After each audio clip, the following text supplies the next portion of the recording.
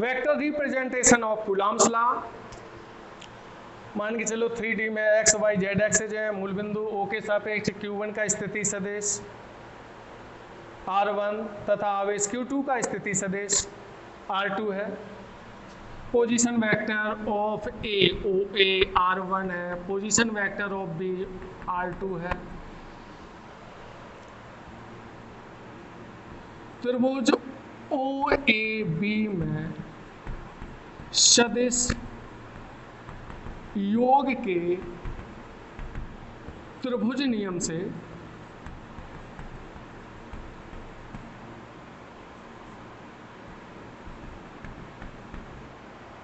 OA plus AB equal to OB। तो AB equal to हो जाएगा OB माइनस OA। जैसा कि आपने 11th में देखा था कि किसी वेक्टर को ज्ञात करना है तो position vector of B minus position vector of A। इसका पोजीशन वेक्टर R21 है, OB का R2 है और OA का R1 है।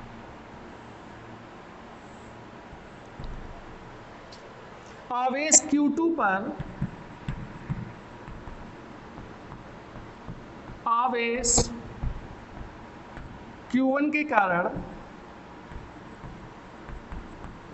बल F21 से प्रदर्शित करेंगे। यहां ध्यान देना, आवेश Q2 पर Q1 के कारण बल, जिस पर वो पहले, जिसके कारण वो बाद में, 1/4 pi epsilon nought Q1 Q2 upon R21 vector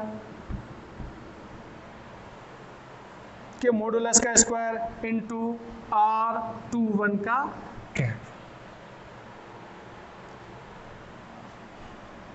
R21 की हम वैल्यू भी पुटअप कर सकते हैं। R21 इक्वल टू हो जाएगा 1/4 pi epsilon nought Q1 Q2 upon में R2 माइनस R1 का स्क्वायर R21 का कैप। समीकरण 1 हो गया।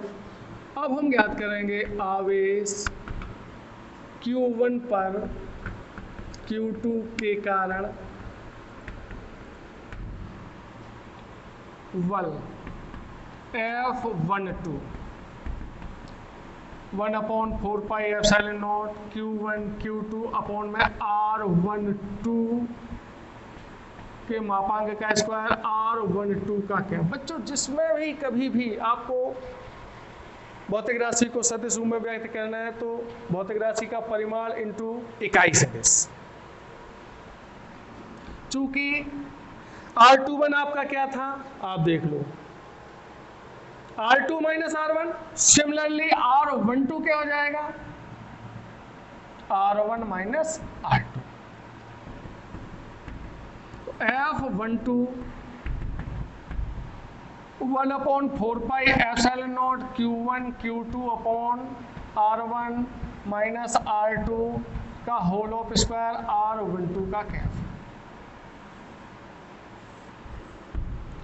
चूंकि modulus function always positive, R1 minus R2 का modulus equal to R2 minus R1 का मॉडुलस, इसलिए F12 again 1/4 pi epsilon nought Q1 Q2 upon, इसके स्थान पे हम सब्स्टिट्यूट कर सकते हैं R2 माइनस R1 का होल ऑफ स्क्वायर और R12 का कैप।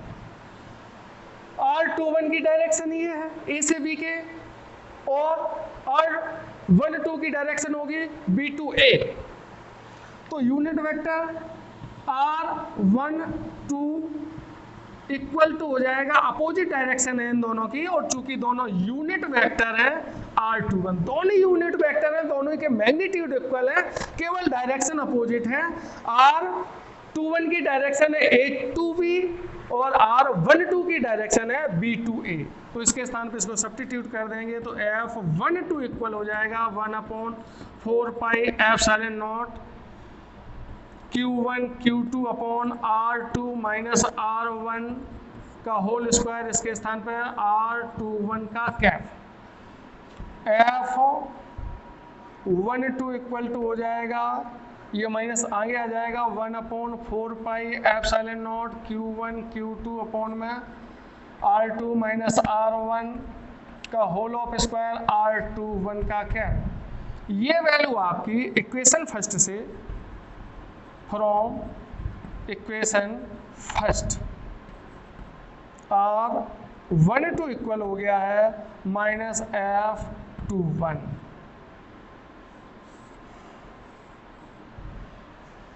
ध्यान दीजिए, Q1 पर Q2 के कारण और Q2 पर Q1 के कारण कार्य करने वाले बल परिमाण में समान है, परिमाण न्यूमेरिकली वैल्यू दोनों की सेम है और माइनस आ रहा है, इनकी दिशाएं अपोजिट है। तो शॉर्ट में आप कह सकते हैं कि आवेशों पर हमेशा, आवेशों की प्रकृति चाहे जैसी हो, चाहे दोनों पॉजिटिव हो चाहे दोनों नेगेटिव हो या एक पॉजिटिव और एक नेगेटिव हो, फोर्स हमेशा इक्वल एंड अपोजिट अप्लाई होते हैं। फोर्स हमेशा इक्वल एंड अपोजिट, ध्यान रखना। एग्जाम्पल जैसे पॉजिटिव पॉजिटिव चार्ज है, प्लस क्यू है, दोनों आवेशों को मिलाने वाली रेखा, ये इस पर इस डायरेक्शन में फोर्स एक्सर्ट करेगा, ये इस पर इस डायरेक्शन में फोर्स एक्सर्ट होगा। रिपल्सिव फोर्स दोनों सेम टाइप से, दोनों नेगेटिव है, तब भी ये रिपल्सिव फोर्स होगा, दोनों एक दूसरे को प्रतिकर्षित करेंगे, फोर्स की डायरेक्शन ये होगी लेकिन मैग्नीट्यूड दोनों के इक्वल होंगे। एक नेगेटिव और एक पॉजिटिव है,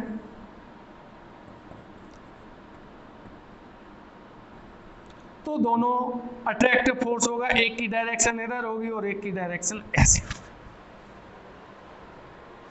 यदि इन्हें हम Q1 Q2 से Q1 Q2 Q1 Q2 Q1 Q2, तो Q2 पर Q1 के कारण F21 इधर हो जाएगा, F12 इधर हो जाएगा, F21 ये होगा, F12 इधर हो जाएगा।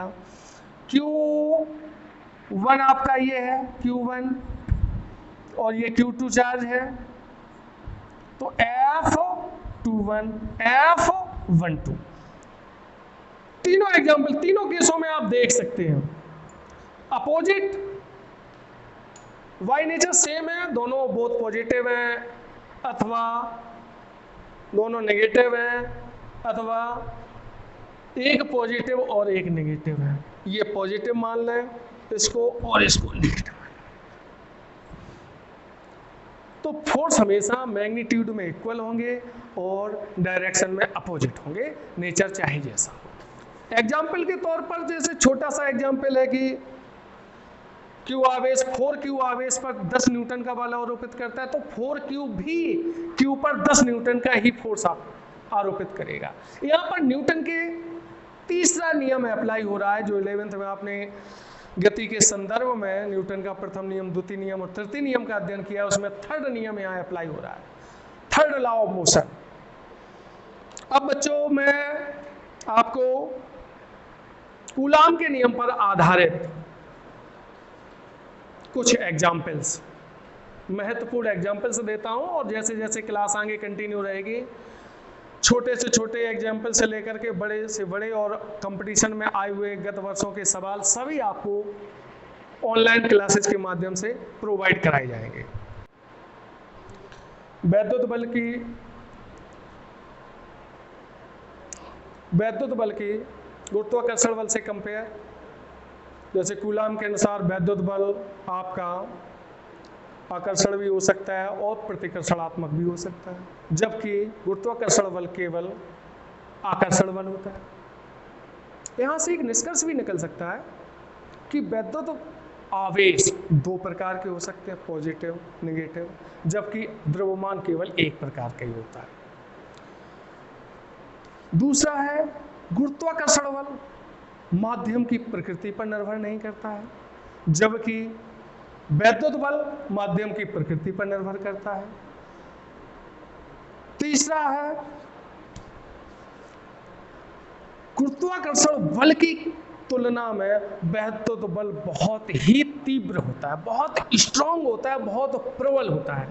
एग्जाम्पल के तौर पर यदि हम देखें तो दो प्रोटोनों के मध्य वैद्युत बल गुरुत्वाकर्षण बल से 10 की पावर 36 गुना होता है, जबकि इलेक्ट्रॉनों के मध्य वैद्युत बल गुरुत्वाकर्षण बल से और प्रबल हो जाता है 10 की पावर 43 गुना। इतना प्रबल होता है।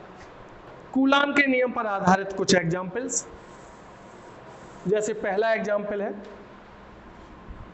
शुद्ध जल का परावैद्युतांक 81 होता है, इसकी निरपेक्ष वैद्युतशीलता क्या होगी?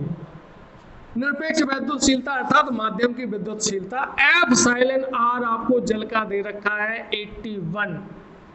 ध्यान दें, परावैद्युतांक है, अभी जस्ट मैंने बताया था कि परावैद्युतांक दो समान राशियों का अनुपात है, इसलिए इसका कोई मात्रक नहीं होगा और ना ही कोई विमा होगी। और आपसे एप्सिलॉन पूछा गया क्वेश्चन मार्क।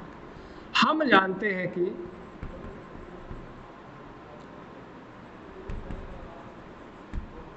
एप्सिलॉन बराबर epsilon r into epsilon nought. तो एप्सिलॉन ये हो जाएगी निरपेक्ष वैद्युतशीलता, एप्सिलॉन आर 81, इसका मान है 8.85 इंटू 10 की पावर -12। तो एप्सिलॉन इसको सॉल्व करने पर हो जाएगा, इसको आप मल्टीप्लाई कर लेंगे और इसको सॉल्व कर लेंगे और ये बन जाएगा 7.17 इंटू 10 की पावर -10 कूलाम स्क्वायर पर newton metre square. Example number 2,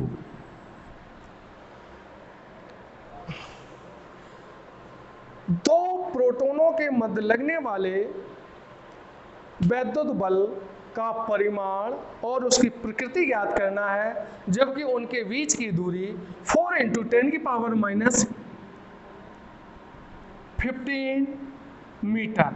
एक प्रोटॉन आपका यहाँ रखा हुआ है और एक प्रोटॉन आपका ये रखा है, इनके बीच का डिस्टेंस है 4 इंटू 10 की पावर -15 मीटर।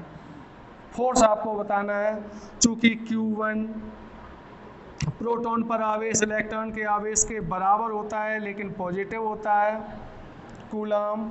Q2 भी इतना ही होगा 1.6 इंटू 10 की पावर -19 कूलाम, और इनके बीच की दूरी दी गई है 4 इंटू 10 की power -15 metre.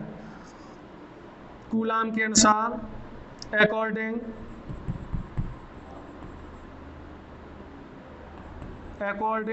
To coulomb's law, F equal to 1/4 pi epsilon nought Q1 Q2 upon R square. 1/4 pi epsilon nought की वैल्यू आप जानते ही हो, न्यूमेरिकलों में हम लोग डायरेक्ट 9 इंटू 10 की पावर 9 सब्स्टिट्यूट कर लेंगे।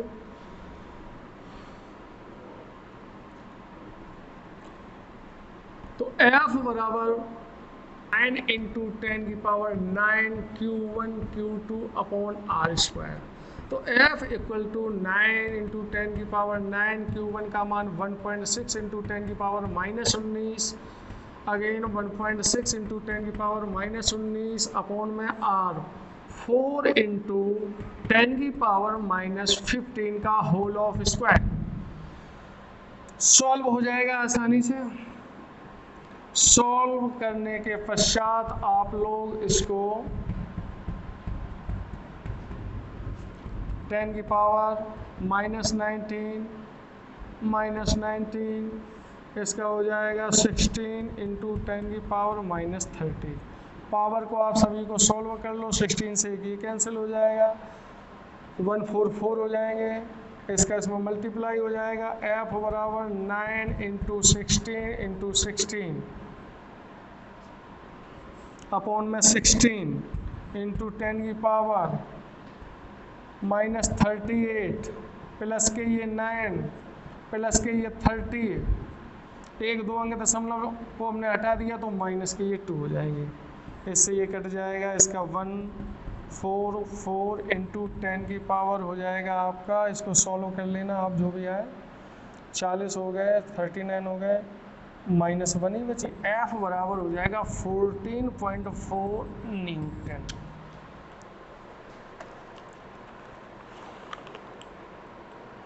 वायु में एक दूसरे से, नेक्स्ट एग्जाम्पल है,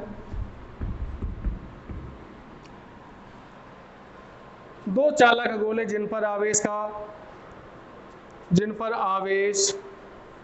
2 × 10⁻⁻7 और 3 × 10⁻⁻7 कूलाम है। Q1 बराबर 2 × 10⁻⁻7 कूलाम। यहाँ प्रकृति होगी प्रतिकर्षणात्मक।